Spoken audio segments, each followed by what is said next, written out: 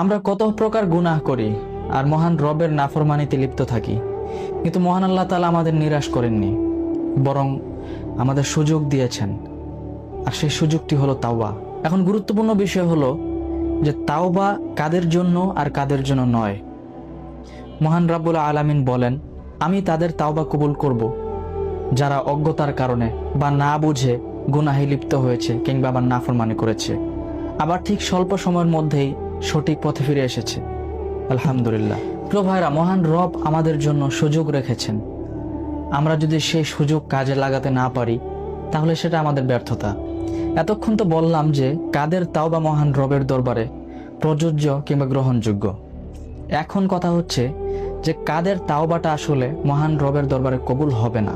আসলে আমরা যখন মৃত্যুবরণ করি, ধরুন আমরা সারা জীবন মহান রবের নাফরমানি করলাম, কিন্তু আমি মৃত্যুর প্রায় অন্তিম মুহূর্তে পৌঁছে গিয়েছি।